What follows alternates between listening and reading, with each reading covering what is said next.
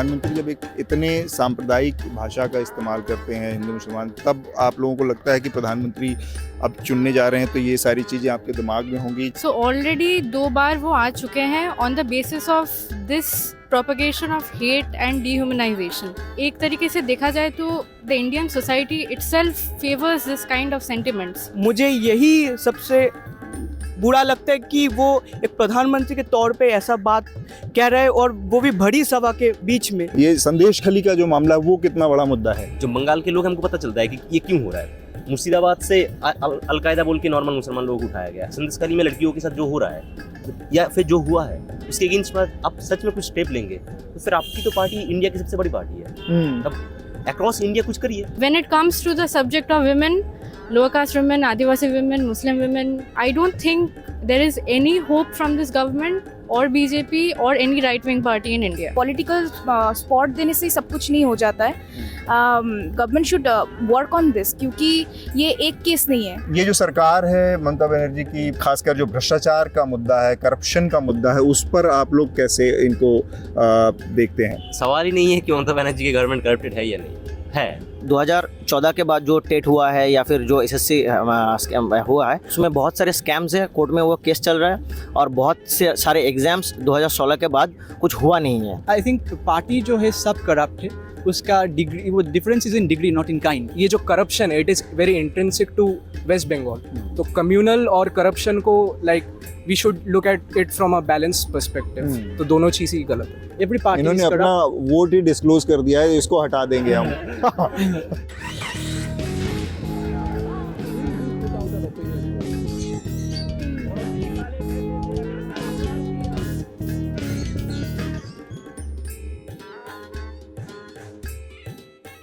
Welcome to another election show Newslaundry. The News Minute का election coverage का कारवां इस समय पश्चिम बंगाल में है। मैं कलकत्ता में हूँ, कलकत्ता की हिस्टोरिक जादवपुर यूनिवर्सिटी में हूँ।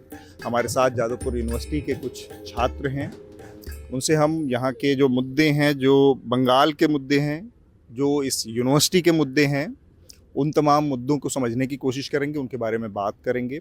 इसके अलावा हमारे साथ प्रेसिडेंसी कॉलेज है यहाँ का, बहुत ही हिस्टोरिकल एक और शिक्षण संस्थान है, उसके भी कुछ स्टूडेंट्स हैं, उनसे भी बात करेंगे। और ये सारी जो न्यूज़ लॉन्ड्री और द न्यूज़ मिनट की कवरेज है आप लोगों तक, ये हमारे तमाम जो चुनावी फंड हैं उनके ज़रिए आप तक पहुँच रही है, आपकी मदद से, जो कि हमारे सब्सक्राइबर हैं, जो हमारे एनएल सेना के समर्थक हैं, उन्होंने इसको फंड किया है। तब हम आप तक और देश के अलग अलग हिस्सों से हमारे तमाम रिपोर्टर्स इन खबरों को पहुंचा रहे हैं। बहुत सारे ऐसे भी लोग हैं जिनको आपने देखा है टेलीविज़न की दुनिया में, बड़े नाम है, वो लोग भी न्यूज़ लॉन्ड्री की इस कवरेज में उनके साथ चुनाव को कवर कर रहे हैं।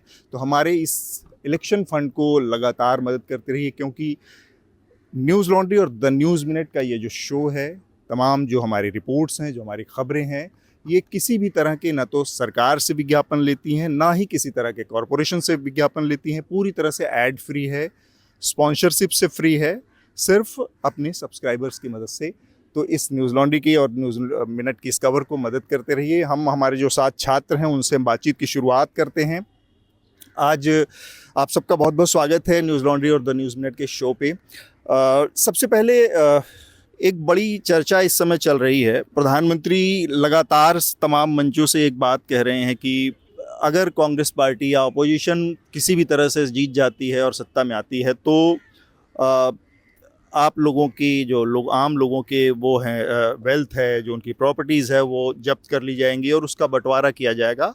और सिर्फ इतना नहीं, उसके बाद एक कदम और आगे बढ़कर वो कहते हैं कि ये मुसलमानों के लिए ऐसा किया जा रहा है। वो खुलेआम नाम लेकर कहते हैं कि मुसलमानों को बांटना चाहती है कांग्रेस पार्टी आपकी प्रॉपर्टी। तो प्रधानमंत्री के तौर पर नरेंद्र मोदी के इस बयान को आप लोग स्टूडेंट के तौर पर जब जादवपुर यूनिवर्सिटी में देखते हैं और हर मंच से उनको इस तरह की भाषा बोलते देखते हैं, तब आप लोगों को क्या लगता है? सबसे पहले मैं चाहूँगा जाहिद आपसे शुरुआत की जाए। जी, तो फिर मुझे एक छोटा सा रेफरेंस देना पड़ेगा। वो है 2014 में इलेक्शन से पहले जो बीजेपी माइनॉरिटी मोर्चा है, वो 27 मार्च ऐसा कुछ डेट है, वो लोग एक ऐसा कॉन्फ्रेंस या फिर कुछ प्रोग्राम उधर कंडक्ट किए थे। तो उस पर उन्होंने ये बोला कि जो देश का मुसलमान है वो बहुत पिछड़ा हुआ है कांग्रेस ने उन लोगों के लिए कुछ नहीं किया, बस सरकारी नौकरी में उन लोगों का बस 2% ही हिस्सेदारी है। ये तब बीजेपी का ऑफिशियल स्टैंस था, जो बीजेपी का माइनॉरिटी मोर्चा सेल है वो उन्होंने वहाँ से बोला। तब बीजेपी का गवर्नमेंट नहीं आया था 14 में तब। तो फिर जब 2024 आया तब 10 साल बीजेपी गवर्नमेंट थी या फिर है। तो फिर वो जब ये बोल रहे हैं कि सारे कांग्रेस के टाइम पे सारे वेल्थ जो है बाकी जो भी था सब कुछ में पहला हिस्सेदारी मुसलमानों का था, तो फिर वो तो खुद के बातों से खुद कॉन्ट्राडिक्ट कर रहे हैं ना। मतलब आपके जो माइनॉरिटी सेल हैं अब तो फिर उसको ही बोल रहे हैं कि वो गलत है। प्रधानमंत्री जब एक इतने सांप्रदायिक भाषा का इस्तेमाल करते हैं हिंदू मुसलमान, तब आप लोगों को लगता है कि प्रधानमंत्री अब चुनने जा रहे हैं तो ये सारी चीज़ें आपके दिमाग में होंगी जब नई सरकार को लेकर? This is the third time that the Prime Minister is running for in the election. So already 2 बार वो आ चुके हैं on the basis of this propagation of hate and dehumanization. So एक बात से मतलब एक तरीके से देखा जाए तो the Indian society itself favors this kind of sentiments. ये हमें ज़्यादातर देखने को मिलता है due to which he can capitalize on these sentiments and use them in his election speeches.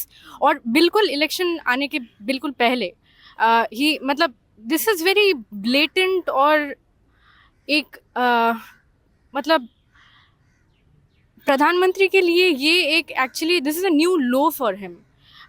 पहले भी उन्होंने बहुत कुछ बोला है including I mean his participation in the 2002 Gujarat rights, जिस तरीके से उन्होंने रिलीफ कैंप्स को चाइल्ड प्रोड्यूसिंग फैक्ट्रीज बोला, जिस तरीके से उन्होंने मुस्लिम्स के लिए ये डिह्यूमनाइजिंग लैंग्वेज वो यूज़ करते आ रहे हैं।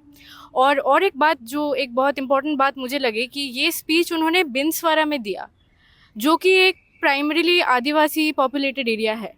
तो वो जिस तरीके से इन सेंटिमेंट्स को प्रोपैगेट करना चाह रहे हैं, ये देखने को मिल रहा है कि वो इन जगहों को टारगेट कर रहे हैं जहाँ पर you can foster some kind of solidarity among the tribals and the Muslims. But he is specifically targeting these areas so that there is no chance of solidarity, because he does not really care about the majority, the upper caste Hindus and their sentiments in this country, but he wants to create an atmosphere ki there is no chance of cooperation, no brotherhood among marginalized communities. That is why he also refers to this, BJP has this continuous terminology of vote bank, जो ये बोलते हैं vote bank, the phrase itself is a dehumanizing phrase, क्योंकि आप इंसानों को आप numbers पर you're tallying them on the basis of numbers, you're not considering their aspirations. So you target the Adivasi vote bank, you go to Binswara and you say such bad words that and then it blows up. So yeah, it's like, yeah. एक तो मैं अपने जो दर्शक हैं उनके लिए भी थोड़ा सा एक जानकारी दे देता हूं कि जिस मैनिफेस्टो में जिस इस दावे की बात कही जा रही है, वादे की बात कही जा रही है, कांग्रेस पार्टी के मैनिफेस्टो में ऐसी कोई चीज़ है नहीं कि वो कोई वेल्थ टैक्स लगाने वाले हैं, इनहेरिटेंस टैक्स लगाने वाले हैं और उसके ज़रिए कुछ छीनने की कोशिश करेंगे। लेकिन इसके बावजूद प्रधानमंत्री बार बार इस बात को दोहरा रहे हैं। तो एक चीज़ इसमें बात साफ थोड़ा सा हम समझने की कोशिश कर रहे हैं कि क्या चीज़ है जो उनको इस चीज़ को बार बार जो कहीं एग्जिस्ट नहीं करती उसको भी वो बार बार बढ़ा रहे हैं। तो आप अपनी बात रखें। ये तो बहुत दुख की बात है कि वो हमारे देश के प्रधानमंत्री है और वो ऐसे प्रोवोकेटिव बातें वो कर रहे हैं। देखिए, बात ये है कि वो तो एस्ट्रोलॉजर नहीं है, वो तो भविष्यवाणी नहीं कर सकते हैं ना कि आपके गले से मंगलसूत्र छीन लिया जाएगा और ये सब करा जाएगा। वो ऐसा बात कह रहे हैं, लेकिन हमारे यूथ के लिए बहुत ही इम्पोर्टेंट जो चीज़ें हैं, like there is a employment crisis in our country, like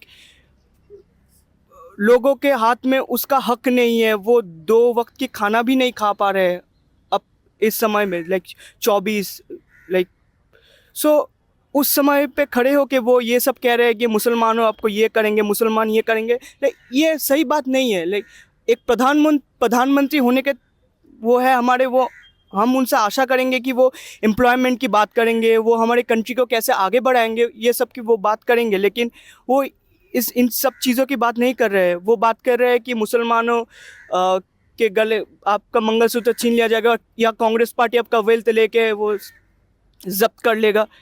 देखिए, ये सब बातें तो कांग्रेस पार्टी ने नहीं कही है, किसी ने भी नहीं बताई ये सब बातें। सो मुझे यही सबसे बुरा लगता है कि वो एक प्रधानमंत्री के तौर पे ऐसा बात कह रहे हैं और वो भी बड़ी सभा के बीच में. So it's a bad thing for our country. या हमारे साथ यूनिवर्सिटी के कुछ विजुअली इम्पेयर्ड स्टूडेंट्स भी हैं, तो इन लोगों से भी इनके मुद्दों के बारे में बात करेंगे. और हमारे साथ अभी तुरंत प्रेसिडेंसी कॉलेज के कुछ और स्टूडेंट्स जुड़े हैं, तो इनको भी हम इस बातचीत में शामिल करेंगे. सबसे पहले मैं चाहता हूं कि एक बार आप जो हमारे साथ विजुअली इम्पेयर्ड लोग हैं, इन लोगों के साथ इनके मुद्दों को समझें थोड़ा सा. सरकार के नज़रिए से कि क्या उम्मीद है, किस तरह की चीज़ें सरकार आप लोगों के लिए करे जिससे कि आप लोगों को थोड़ा सा राहत हो, और अगर अभी इस समय कोई कुछ मुद्दे हैं जो कि यूनिवर्सिटी में प्रॉब्लम है आपको, तो उसके बारे में भी बता सकते एक्चुअली आपने मुझे यूनिवर्सिटी के बारे में सवाल पूछा, लेकिन बाकियों को आपने हैं. देश के बारे में सवाल पूछा, इसलिए ठीक है. यूनिवर्सिटी में फ़िलहाल तो कोई प्रॉब्लम नहीं है, क्योंकि हमारा जो यूनिवर्सिटी है वो मतलब डिसेबल्ड फ्रेंडली है काफ़ी, और हमारे जो स्टूडेंट्स हैं वो भी बहुत ही वेल बिहेव्ड हैं डिसेबल्ड लोगों के साथ. इसीलिए यूनिवर्सिटी में कुछ समस्याएं थोड़ी बहुत होती हैं, और वो मुझे लगता है थोड़ी सी मिसअंडरस्टैंडिंग के तौर पे होती है, मिसकंसेप्शन के तौर पर होती है, जो कि पूरे सोसाइटी में ही है.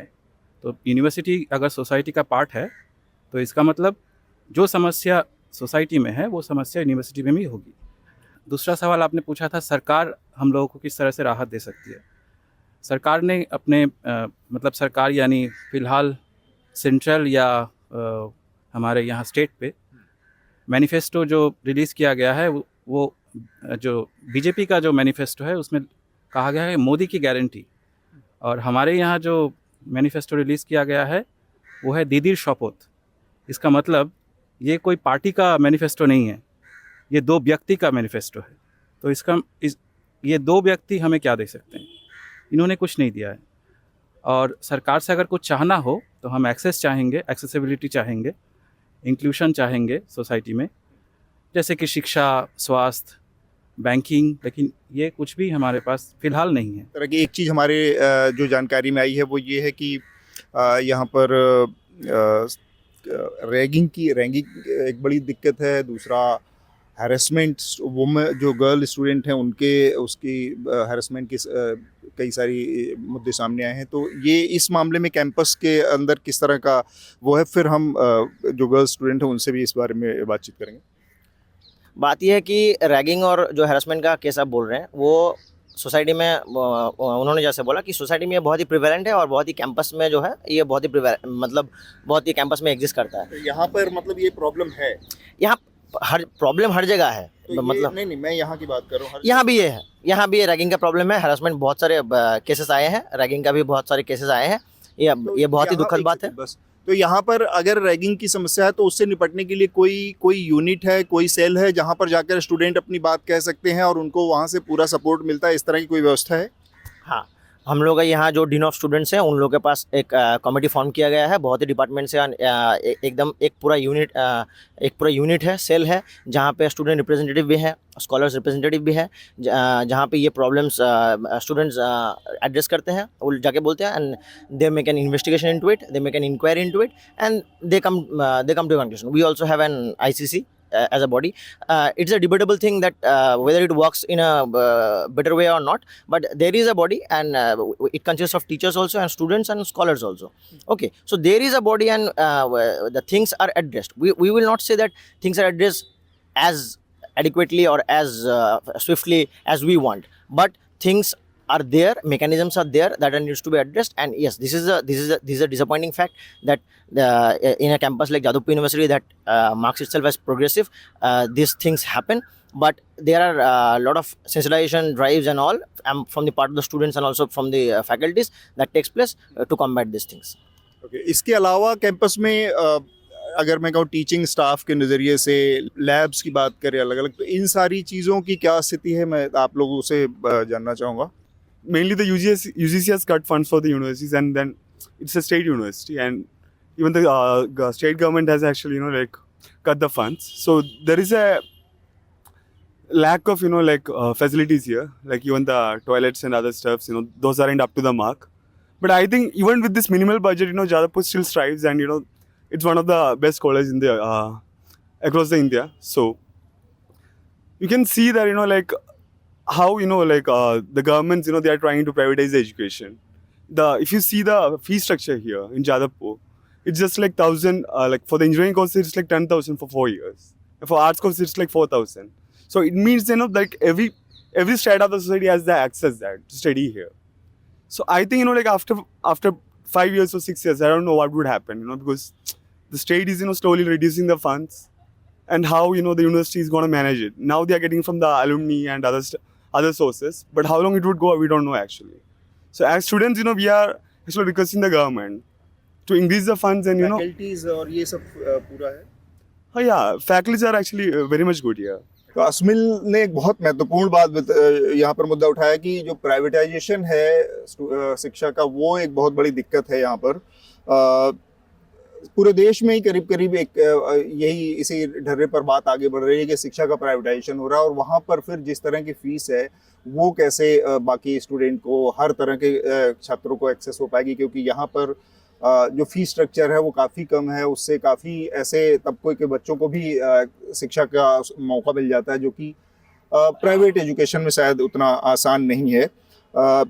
एक और चीज़ है न्यू एजुकेशन पॉलिसी को लेकर, आप लोगों ने उस पर थोड़ा सा स्टडी किया है, न्यू एजुकेशन पॉलिसी इसको लेकर. So, as far as the new education policy is concerned, we heard that the 3-year course of the bachelor degree has been extended to 4 years, and students can come and can pursue their bachelor degree anytime in their career they want. And the new education policy, as such, is I think it's not, there's no new inclusion, but it's a furtherance of the existing education policy, and the new thing that happens to be is that this extension of 3-year courses into 4 years, which is a new. You think it's good or not? It could happen some other way also. Well, I think it's not. I think the fact that it's extended to 4 years, it's a good avenue for those who cannot continue the 3 years degree, and they can come anywhere at any point of their at any point of time in their life and continue their course. So that's Right. that's a good. आप बताएं. My name is Srijan. I am also from Presidency University. New education policy में बहुत कुछ अच्छा भी है और बुरा भी है, लेकिन the way what he said, the extension of this UG course into 4 years, so the last year, which is the 4th year actually, it does not make any sense because they try to completely focus it on research. आप अगर बच्चे लोग से research करवाना चाहते हैं, उसके लिए फंडिंग होना चाहिए, उसके लिए रिसोर्सेज होना चाहिए. जहाँ हमारे फैकल्टीज बोल रहे हैं कि उनके पास ऐसा कोई रिसोर्सेज ही नहीं है, कोई स्टेट सपोर्ट नहीं है, specially in government colleges. So वो जो 4th ईयर का एक्सटेंशन हो रहा है, so you have to have some kind of backing for that. And pros है, कॉन्स भी है, जैसे MA को हटा दिया जा रहा है, मास्टर्स कोर्स को काइंड ऑफ कम्प्लीटली साइडलाइन किया जा रहा है. तो एक काइंड ऑफ से एजुकेशन, जो हायर एजुकेशन जो इंडिया में जो होना चाहिए, तो I think and most of the academic communities, lot of professors हमारे भी मतलब बोल रहे हैं कि हायर एजुकेशन को ये जो करंट डिस्पेंसेशन है वो स्टाइफल करना चाहते हैं, and they are more focusing on vocational skills. Yes, vocational skills is good, but at the end of the day, you have to have some kind of backing to resource that. तो ये है.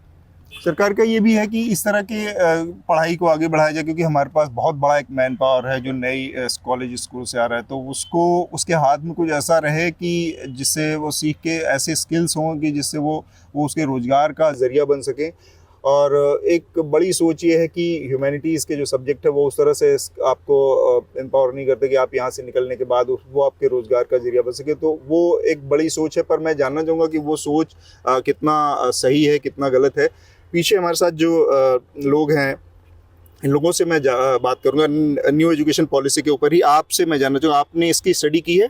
जी देखिए, ये जो आपने अभी कहा कि मतलब मैन पावर है हमारे पास, तो मतलब यहाँ पे ये है कि अगर मैन पावर में ठीक है, मगर आप चाहते हो कि मैन पावर है तो कुछ स्किल डेवलप करें, बट स्किल डेवलप करके आपको काम करने के लिए भी एक मतलब इतनी एजुकेशन तो होनी चाहिए ना कि आप वहाँ पे जाके सब कुछ अच्छे से समझ पाओ, काम कर सको जी. तो वहाँ तक अगर आप मतलब एजुकेशन नहीं करोगे तो फिर मतलब सिर्फ स्किल डेवलप करके आप क्या करोगे. ये भी एक बात है। तो कहीं ना कहीं ये होना चाहिए कि मुझे भी ये लगता है कि आप स्किल डेवलप करो, क्योंकि बिना स्किल के मतलब आज जिस तरह से दुनिया है, जिस तरह से खास करके टेक्नोलॉजी जो है आई है हमारी ज़िंदगी में, तो आज के वक्त पे आप स्किल डेवलप किए बिना कुछ कर नहीं सकते हो। बट स्किल डेवलप करने के लिए भी आपको एक बेसिक एजुकेशन चाहिए होता है। बेसिक एजुकेशन के बिना उस स्किल का आपके पास कोई काम नहीं होगा। फिर से हम थोड़ा सा एजुकेशन पॉलिसी के बाद एक बार फिर से राजनीतिक मुद्दों की तरफ आते हैं। दो चीज़ें इस समय बहुत ज़्यादा चर्चा में हैं। एक चीज़ जो हमने देखी आज, मतलब बेसिकली कल, पश्चिम बंगाल की राजनीति में बहुत तेज़ी से उछला है, और जो राजभवन है, यहाँ के जो गवर्नर हैं सीवी आनंदा बोस, उनके ऊपर आरोप लगा है। एक महिला ने, जो कि राजभवन में एम्प्लॉई हैं, कर्मचारी हैं, उन्होंने आरोप लगाया है कि उनका मोलेस्टेशन हुआ है, और खुद गवर्नर के ऊपर बहुत सीरियस चार्जेस लगाए हैं। इसके अलावा एक और इसी तरह का मिलता जुलता एक वाकया इस समय राजनीति में छाया हुआ है, जो कि प्रज्वल रेवन्ना से जुड़ा मामला है, जो कि HD देवेगौड़ा, जो देश के पूर्व प्रधानमंत्री हैं, उनके पोते हैं। इस समय वो लापता हैं, कहा जा रहा है कि वो देश छोड़कर जा चुके हैं। उनके ऊपर आरोप है कि बहुत सारी महिलाओं का उन्होंने सेक्सुअल हैरेसमेंट किया है और उनका शोषण किया है। मुझे सबसे पहले यहाँ 2-3 महिलाएं हैं, मैं वो जानना चाहूँगा उनसे कि जब ये इस तरह की चीज़ें चुनाव का मुद्दा बन जाती हैं, चुनाव में इस तरह की चीज़ें उछलती हैं, तब वो उसको कैसे देखती हैं, और क्या इससे उनको किसी तरह की निराशा या किसी तरह की उम्मीद पैदा होती है कि अगर ये चीज़ें सामने आएंगी तो उनको सज़ा भी मिलेगी। सबसे पहले आप दोनों लोगों से, और फिर मैं इनसे बात करूँगा। तो ये जो आपने मुद्दा उठाया है, ये बहुत ही इम्पोर्टेंट बात है जिसमें बात होनी चाहिए। आई थिंक अभी जो हम लोग साउथ इंडिया में भी देख रहे हैं इनका case, I was not familiar with the CV Anand case, so it is extremely disappointing to be honest to see even in the 21st century how women are being treated, and to be honest our safety is at question in every point of our life, it seems. We had heard very gory details from the case that had happened, that even a 60-year-old or her housemaid, his housemaid was also sexually harassed in that way, and I don't know how we can solve this, or if there is any way that government is trying to solve this, because even Brij Bhushan's son has been given a seat to work, and I don't think there is particularly any effort from the side of the government to work on these situations, and that is disappointing, because we are at the end of the day trying to survive, and if we do not feel safe in the state, in the country where we are living, I don't think it's very helpful. ये बड़ा एक मुद्दा है महिलाओं के अंदर security का, जो है, आप बताएं। एज उसने मेंशन किया, ऑलरेडी मेंशन किया कि फीमेल जो सिक्योरिटी है वो रियली ये सोचने का एक विषय है, जो गवर्नमेंट को ऑब्वियसली एक 21st सेंचुरी में इधर खड़े होकर अगर हम लोग देख रहे हैं कि एक औरत जो बाहर निकल रही है, उसका ऊपर बहुत सारा मतलब एक ऐसा लग जाता है कि आप एक वुमेन हो, आप इस टाइम पे मत निकलो, उस टाइम पे मत निकलो। सो इस चीज़ को the government should solve this by providing protection. ये तो ऑब्वियसली एक मुद्दा है। और एक बात भी मैं गौर करना चाहूँगी, दैट इज़ कुछ चीज़ें ऐसे भी होता है जो media plays a great role.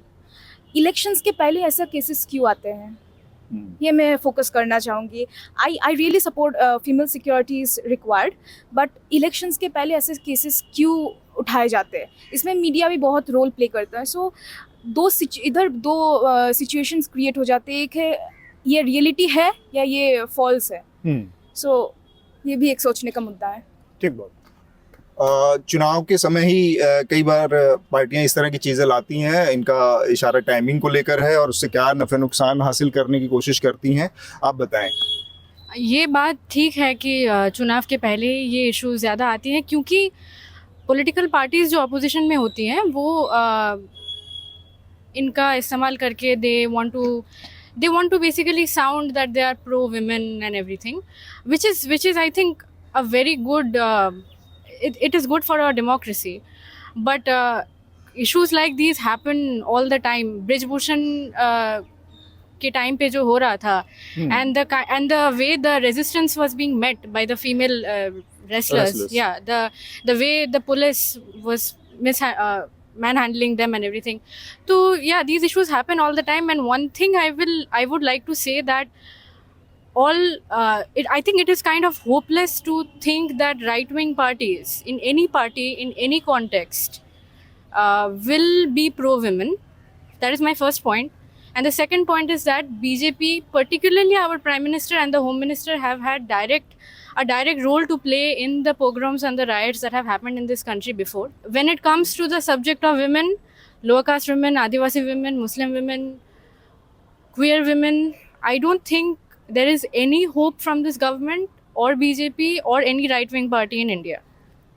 आप दोनों लोग भी बताएं ये मुद्दा जो है. Most of the parties are complicit in this. We have heard the infamy and debauchery of Sandeshkhali by Sheikh Shah Jahan. There is Prajwal Ravana, the grandson of H.D. Devagowda, and we heard Bilkis Bano. I think this is a recurrent, theme in Indian politics, and it's not that the media focusing or the different parties are bringing up just on the eve of the election, but I think rape and all these issues are very very prevalent in Indian media and across. So this is an issue. This is a very emotive issue for both women and men. We also feel very bad that we are currently in a society where all these are transpiring, and parties are just making it a fodder for elections, and this is something I think not meant to have happened in India. Sandeshkhali भी एक बहुत महत्वपूर्ण मसला है इसमें. इसी कड़ी में वहाँ पर भी आरोप लगाया कि टीएमसी के जो नेता थे शाहजहां शेख, उनके ऊपर भी इसी तरह से बहुत सारी महिलाओं के यौन शोषण का आरोप लगा. मैं आप लोगों से जानना चाह रहा हूँ जाहिद, आप ये संदेशखली का जो मामला है वो कितना बड़ा मुद्दा है? देखिए, अब अगर हम ऐसे बोलेंगे कि नहीं संदेशखली में हुआ है तो बाकी बहुत जगह होता है, तो फिर ये ऐसा साउंड करेगा कि मैं तृणमूल को डिफेंड कर रहा हूँ. लेकिन जो सच है वो सच है. बिल्किस बानो के जो रेपिस्ट हैं उन लोगों को छोड़ दिया गया. हाँ, वो अलग चीज़ है कि उसके बाद उन लोगों को अरेस्ट करने का वो नोटिफिकेशन निकला. जिनको मतलब 2002 में रेप किया गया, उनके रेपिस्ट लोगों को छोड़ दिया गया. जब और इधर संदेशखाली में वो आर्टिफिशियल जो रोबोट वगैरह उतार के उधर सब कुछ चल रहा है, तो अच्छा है. मतलब देखिए, इतना तो समझ हमको भी है. मतलब जो बंगाल के लोग हमको पता चलता है कि ये क्यों हो रहा है. मुर्शिदाबाद से अलकायदा बोल के नॉर्मल मुसलमान लोगों को उठाया गया, तब ये चीज़ तो हो रहा है ना. ये तो हम तो ये देख सकते हैं. मतलब इसका क्या कि आप इसके ऊपर बैठ के पॉलिटिक्स करना चाहते हैं. सीधा सा चीज़ यही है. अगर आप सच में आप चाहते हैं कि संदेशखाली में लड़कियों के साथ जो हो रहा है या फिर जो हुआ है उसके अगेंस्ट में आप सच में कुछ स्टेप लेंगे, तो फिर आपकी तो पार्टी इंडिया की सबसे बड़ी पार्टी है. तब अक्रॉस इंडिया कुछ करिए. अब लड़कियों के लिए कुछ अच्छा कुछ करिए, उन लोगों के लिए, उनकी सेफ्टी के लिए कुछ करिए ना. अब बस संदेशखाली को इशू बना के आप सोच रहे हैं कि हम बंगाल में खड़े होकर पॉलिटिक्स करेंगे, ये तो सही नहीं है. मणिपुर का भी मसला है. इसके अलावा तमाम जिस पर प्रधानमंत्री का कोई बयान उस तरह से कन्विंसिंगली नहीं आया. ब्रजभूषण शरण सिंह का मामला है, उस पर भी आप लोग बताएं. संदेशखली का जब मामला सामने आया तो उस पर जो अभी तक एक्शन हुआ है उससे आप लोग मुतमईन हैं, सेटिस्फाइड हैं? एक जो अच्छा चीज़ इससे हुआ था कि one of the women who were in the group of those who have been sexually assaulted, she was given a political position in the BJP, which I think is very important, that the women need to be given power in the political sphere, because that is something we don't see much, and that was a good thing. But other than that, I hope that she actually tries to help the people that actually face those things, because otherwise if she falls in the same bandwagon of just political power and chair, then it won't be much of help. But other than that, the whole Sandeshkhali thing has been very horrific for the women of Bengal in general, I think. And the way it has been handled, the way media has portrayed it, nothing was right with it. Everything, the way they tried to show that the things that were happening to the women was just something happening normally. थोड़ा सा मुझे बताएं, आप बहुत specific बात कह रही हैं, जिस तरह से मीडिया ने इसको हैंडल किया, क्या चीज़ थी जो मीडिया के हैंडल करने में जो आपको लगा कि ये गलत हो रहा है, इस तरह से मीडिया को इस चीज़ को नहीं दिखाना चाहिए, इसको दूसरे तरीके से सेंसिटिव तरीके से दिखाना चाहिए? जिन महिलाओं के साथ वो केसेस हो रहे थे उनको उनसे जो क्वेश्चंस पूछा जा रहा था वो I don't think that was a very sensitive of them. Like Right. a woman who has faced such a horrific incident, she is being asked in a way that she has to explain her whole ordeal of how she has faced that horrific and gory detail. And I don't think that is a very sensitive thing to say, but it is obviously necessary for people to know what has happened. But I think it can be proved Right. in a more sensitive way. मैं पहला जो बात एक बोलना चाहती हूँ वो पहली चीज़ है, जैसे उसने मेंशन किया कि संदेश खली की जो एक महिला को पॉलिटिकल स्फीयर में पोजीशन दिया गया. सो इज़ इट इनफ कि पॉलिटिकल स्फीयर में पोजीशन देने से क्या सब कुछ गायब हो जाता है? लाइक एक लड़की को जब ट्रेन या बस में कोई टच करता है उसका जो एक आउटकम होता है वही उसको 3 दिन 4 दिन या महीनों तक जगा के रखता है एंड स्ट्रेस कर देता है. और एक ऐसा सिचुएशन जो हो गया, इतना हॉरिफिक एक सिचुएशन हो गया, वो उसका मेंटल हेल्थ पे क्या गुजर रहा है वो कोई नहीं जान रहा है. पॉलिटिकल स्पॉट देने से सब कुछ नहीं हो जाता है. Government should work on this, क्योंकि ये एक केस नहीं है, ऐसे बहुत सारे केसेस हैं. और जो उसने मेंशन जो किया कि हाँ जो फीमेल्स थी उनको उस बारे में, जैसे मैंने बताया कि एक थोड़ा सा अगर कोई लड़की के साथ कुछ थोड़ा सा अगर इधर उधर हो जाता है, अगर कोई टच हो जाता है या कोई मोलेस्ट करने का कोशिश करता है, उसमें उसका क्या बीतता है. और उन लोगों को वो चीज़ सामने बोलने का कि आप इसको बोलो आप, and the females were even portrayed कि उसको उनको दिखाया जा रहा है कि ये लोग हैं. सो एक फीमेल को मिला political position, but what about the others mental health and even that female, क्या वो भी इससे निकल पाएगी after getting a political position? That's my question. ये बहुत इंपॉर्टेंट क्वेश्चन है, क्योंकि हम लोगों ने भी थोड़ा सा जब कोशिश की, जिनको टिकट दिया है भारतीय जनता पार्टी ने, जो कि विक्टिम है इस पूरे मामले की, तो उनसे बातचीत करना इतना आसान नहीं, उनको गार्ड करके रखा जा रहा है. तो अगर किसी को एम्पावर करना है, लीडरशिप के पोजीशन पे ले जाके करना है, तो उनको उस तरह का मौका भी देना चाहिए. पर अभी ऐसा लग रहा है कि उनको पूरी तरह से गार्ड करके रखा गया है, घेर कर रखा गया. उनको कोई बातचीत नहीं करने दी जा रही है कि ऐसा ना हो कि वो कुछ ऐसा बोलें जिससे कि कोई मीडिया में सनसनी बने और फिर उसका नकारात्मक असर हो. फिर से थोड़ा सा मैं इस मुद्दे को पे हमने काफ़ी बात कर ली. एक और मुद्दा है जो मेरे दिमाग में है और मैं चाह रहा हूँ कि उस पर हम थोड़ा सा बातचीत करें. ममता बनर्जी यहाँ पर काफ़ी समय से स्टेट की पावर में है, तृणमूल कांग्रेस यहाँ पर सत्ता में है. करप्शन के कई सारे चार्जेस उनके ऊपर लगे हैं, लगातार उस पर कई मुद्दों पर जांच हो रही है. पॉन्जी स्कीम्स का मामला है, रिक्रूटमेंट का मामला है. सबसे हाल फिलहाल में जो मामला आया वो टीचर्स भर्ती का मामला है, और उसमें एक साथ 20-22 हज़ार टीचर्स की नियुक्तियाँ रद्द कर दी गई हैं, उसमें भ्रष्टाचार की बात कहकर. तो ये जो सरकार है ममता बनर्जी की पिछले काफ़ी समय से काम कर रही है, उसको कामकाज के पैमाने पर, और ये खासकर जो भ्रष्टाचार का मुद्दा है, करप्शन का मुद्दा है, उस पर आप लोग कैसे इनको देखते हैं? ममता बनर्जी की सरकार थोड़ा बहुत स्कीम तो वो लाई हैं महिलाओं के लिए, like every government does. I don't think she is an exception. But corruption भी है, बहुत है, including the violence that happened in the panchayat elections last time.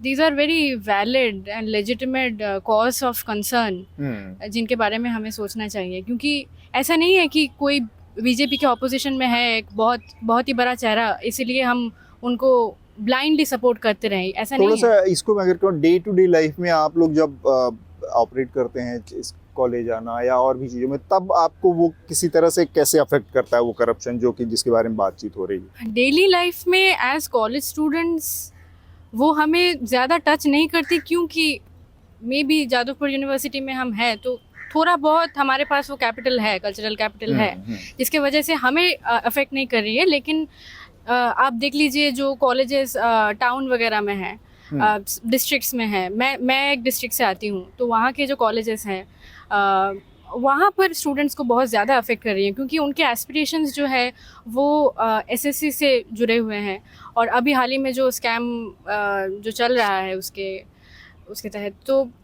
या इफेक्ट्स। आप बताएं। सवाल ही नहीं है कि ममता बनर्जी की गवर्नमेंट करप्टेड है या नहीं है। मतलब वो लोग खड़े हैं करप्शन के ऊपर, लेकिन वही सवाल बार बार जो हमको झेलना पड़ता है कि जो ये करप्शन के जो चार्जेस हैं, जो सबसे ज़्यादा मुंह खोल के बोलते हैं, जो सबसे आगे आके बोलते हैं, कौन बोलता है? बीजेपी। वो कैसे है? मतलब एक बंगाल के नागरिक होने के नाते हम जो देखते हैं, अभी भी कोलकाता में रात को 12 बजे, 1 बजे, 2 बजे यहाँ पे हम लोग सेफली घूम सकते हैं। ये नहीं कि बहुत सेफ जगह है, यहाँ पे भी बहुत कुछ होता है। और एक चीज़ जो है, मतलब जो बोलना चाहिए मुझे, कि ममता बनर्जी के गवर्नमेंट आने के बाद से, मतलब पहले फिर भी थोड़ा बहुत होप था, जो हम लोग कॉलेज में पढ़ते थे या यूनिवर्सिटी में पढ़ते थे, ग्रेजुएशन करेंगे, मास्टर्स करेंगे, इसके बाद थोड़ा बहुत कुछ मिल सकता है। लेकिन ये टीएमसी गवर्नमेंट आने के बाद से वो एकदम, मतलब वो सपना ही रह गया। मतलब वो होने का चांस है ही नहीं। मतलब अब करना है तो कोई प्राइवेट सेक्टर में जाना पड़ेगा, या फिर दूसरा कुछ, अगर पापा का कुछ बढ़िया सा बिजनेस है तो वहाँ पे घुस जाएंगे, या फिर कुछ, मतलब कुछ आप एकेडमिक्स में रह के, या फिर आपको कुछ अच्छा वाला सरकारी नौकरी मिलेगा, ये नहीं होगा। हमारे यहाँ पर जो सरकार है, ममता बनर्जी है, उसको अगर मतलब नंबर्स दिए जाएं करप्शन के लिए 100 में से, तो मैं शायद 99 दूंगा।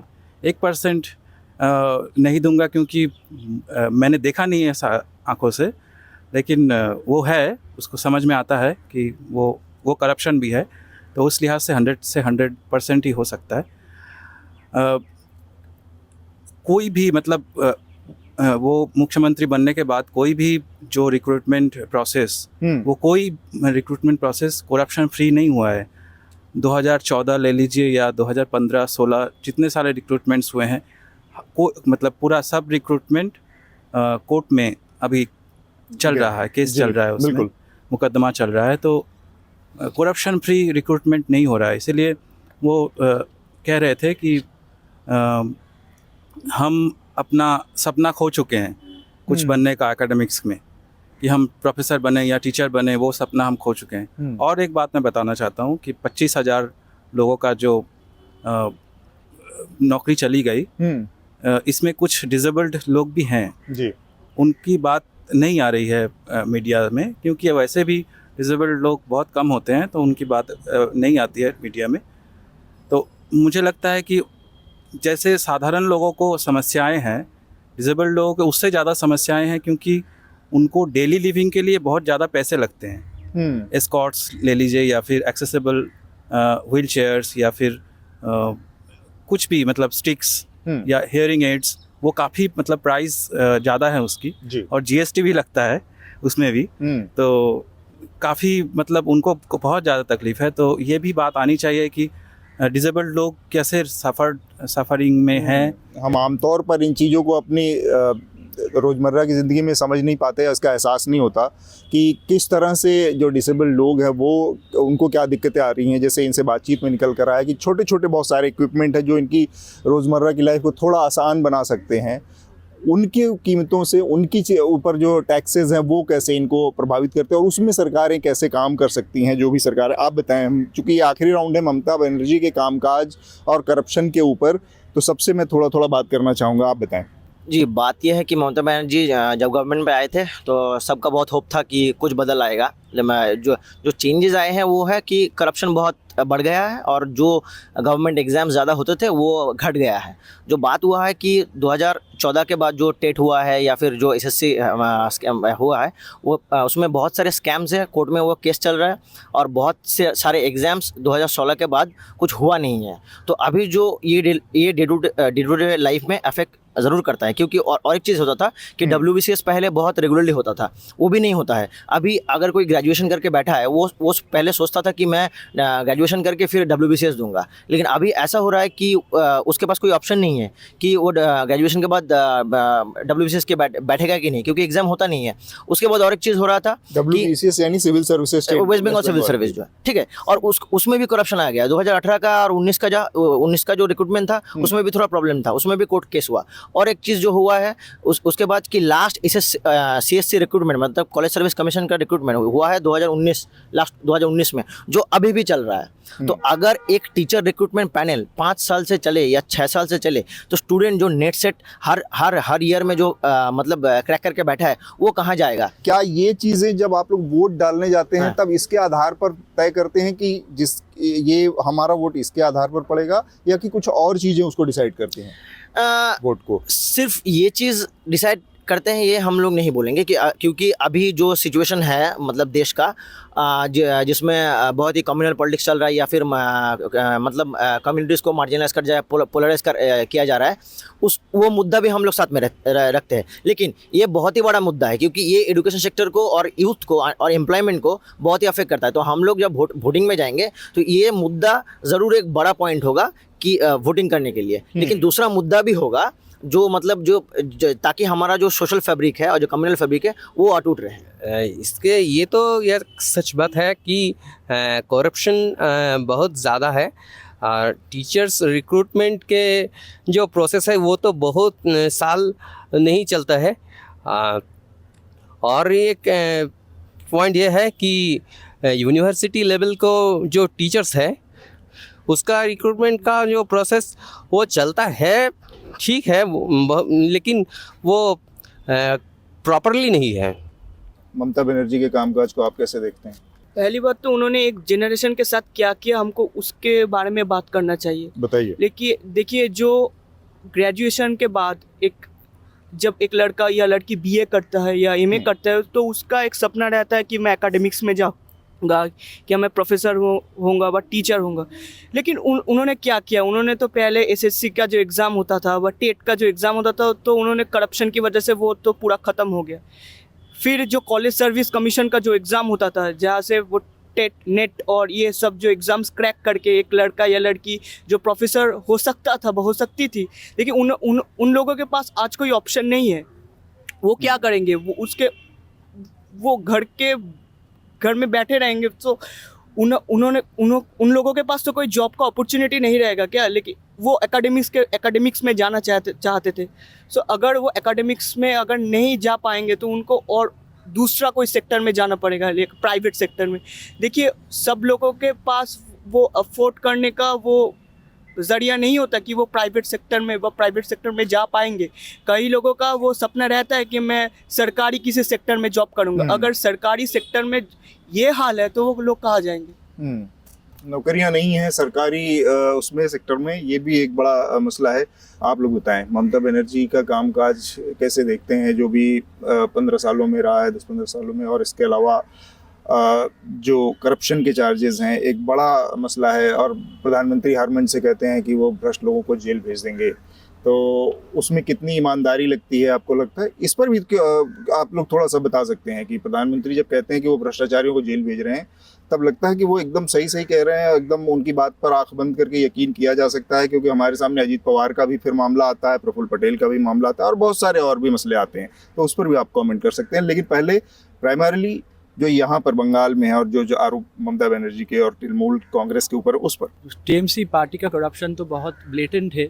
Bye now we know that. And ये जो एम्प्लॉयमेंट का मामला है, I read in the newspaper that even PhD scholars are competing for jobs in the lower echelons of the bureaucracy, mainly Group D and clerkship and so on.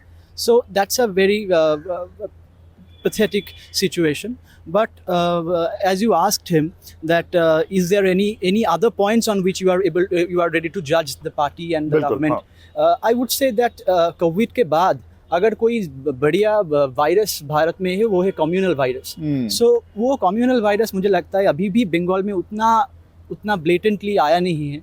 This is thanks जैसे बाकी और हिस्सों में दिखने को मिलता है। दक्षिण भारत के बाहर अगर आप देखेंगे तो बंगाल में अभी भी वो प्लूरलिटी हम एंजॉय करते हैं बहुत अच्छे से।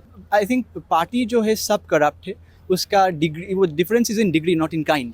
तो फिर मेरा सवाल ये होगा कि अगर आपके सामने चुनने के लिए एक कम्युनलिज्म है और एक तरफ करप्शन है, तब क्या चीज़ आप प्रेफर करते हैं? और कैसे तय करते हैं कि इस चीज़ को प्रेफर करना चाहिए या इस चीज़ को तवज्जो देनी चाहिए? देखिए, करप्शन को हटाने के लिए हमारा इंडिपेंडेंट इंस्टीट्यूशंस है, कोर्ट्स है, अदर जो सेंट्रल एजेंसीज है वो है, पर कम्युनल वायरस को हटाने के लिए हमारे पास कोई एजेंसी नहीं है. So I think it's a devil of lesser degrees. So I would go for a party which is corrupt but not communal. Yes, exactly. आप बताएं. जब हम करप्शन बोलते हैं वेस्ट बंगाल में तो हम अभी अर्बन एरियाज में हम लोग फोकस कर रहे हैं, but let's focus on the rural areas like the area in Purulia.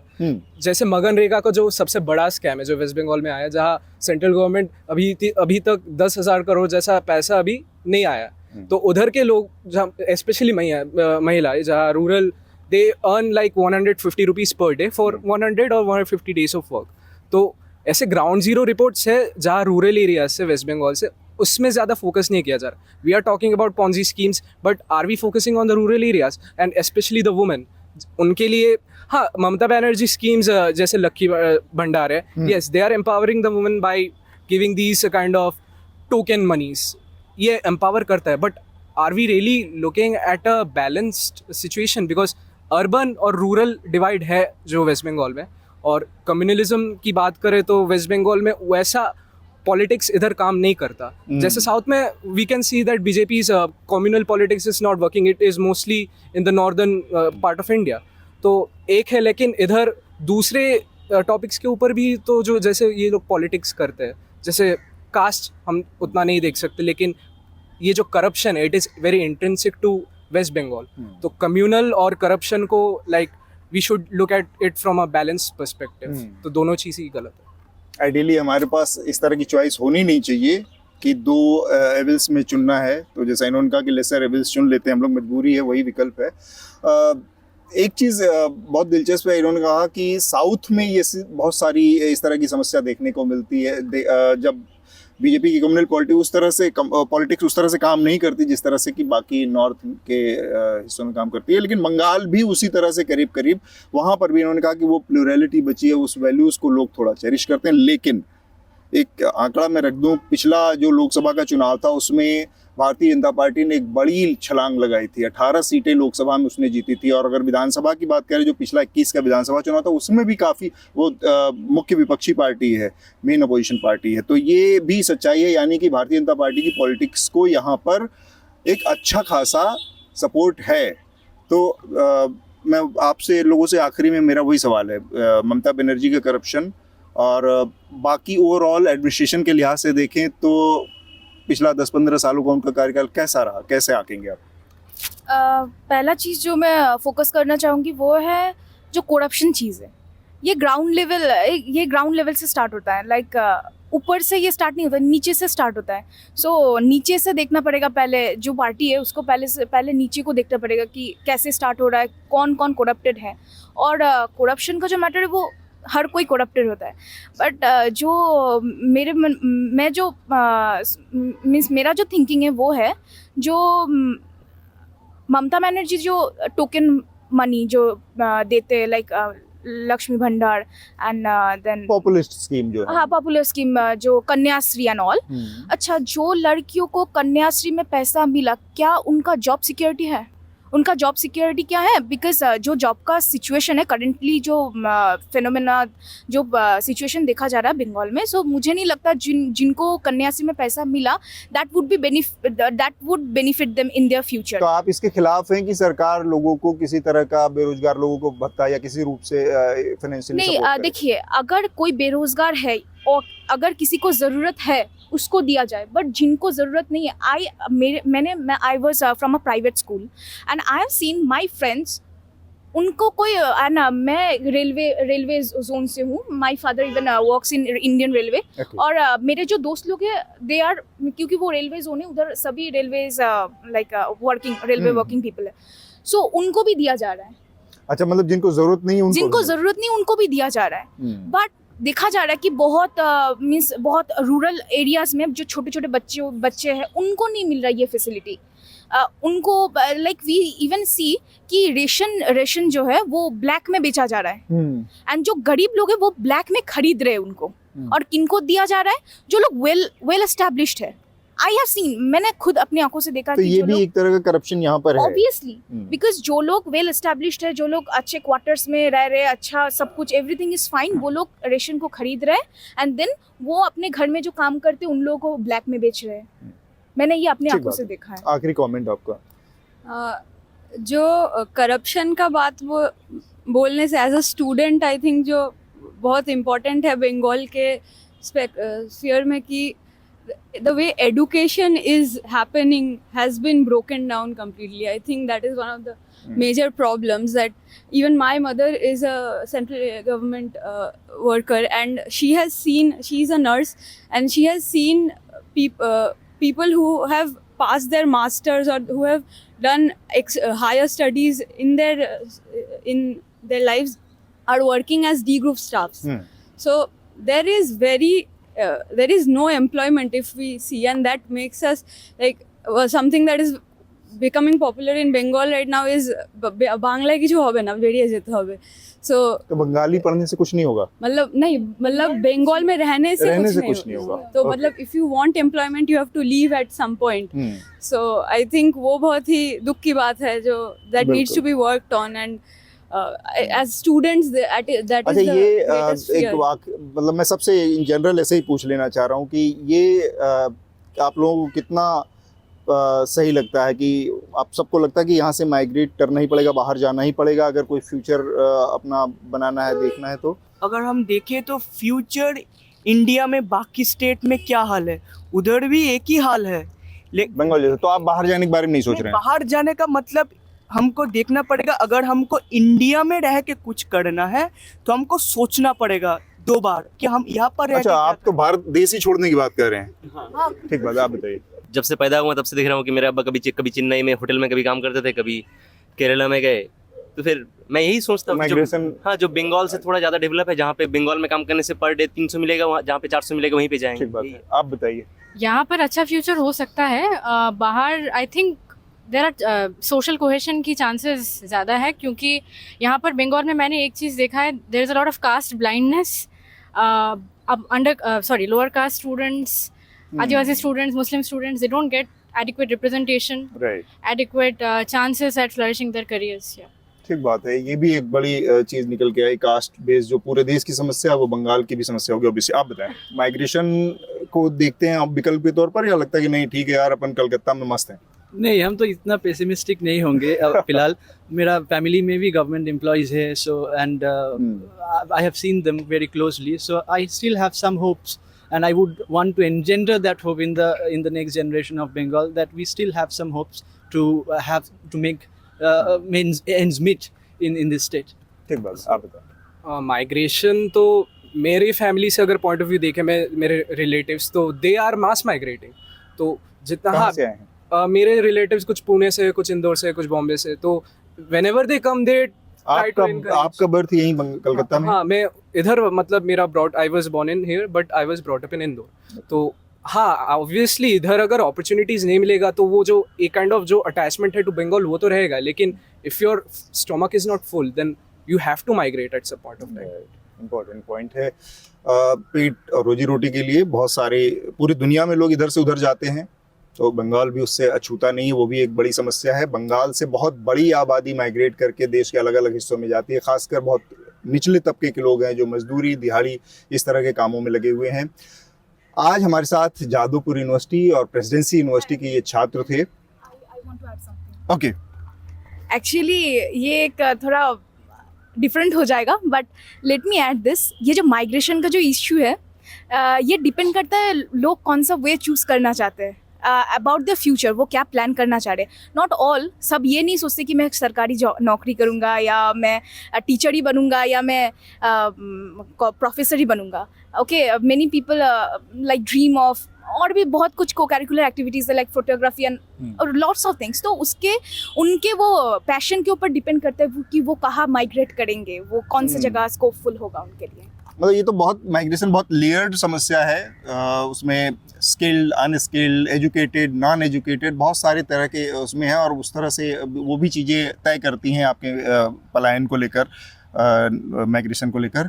तो ये आज हमारे साथ जादवपुर यूनिवर्सिटी और प्रेसिडेंसी यूनिवर्सिटी के छात्र थे। हमारा पहला मॉर्निंग शो था ये कलकत्ता से। आगे भी हम कलकत्ता और बंगाल के अलग अलग हिस्सों से आप तक इलेक्शन की कवरेज पहुंचाते रहेंगे। ये सारी कवरेज जो न्यूज़ लॉन्ड्री और द न्यूज़ मिनट का साझा इलेक्शन फ़ंड है, हमारे तमाम सब्सक्राइबर इसको फ़ंड कर रहे हैं, आप इसको फ़ंड कर रहे हैं, तब हम ये पहुंचा पा रहे हैं आप तक। और हमारे तमाम अन्य रिपोर्टर भी देश के अलग अलग हिस्सों से आप तक ये खबरें पहुंचा रहे हैं। इसको बनाए रखें ताकि आप गर्व से कह पाएँ मेरे खर्च पर आज़ाद हैं खबरें। This election season, your right to choose puts you at the heart of it again. We'd like to be your eyes and ears. Choose the journalism and media that serves democracy and you. Simply head on to newslaundry.com/subscription and pick up the TNMNL joint subscription of your choice today.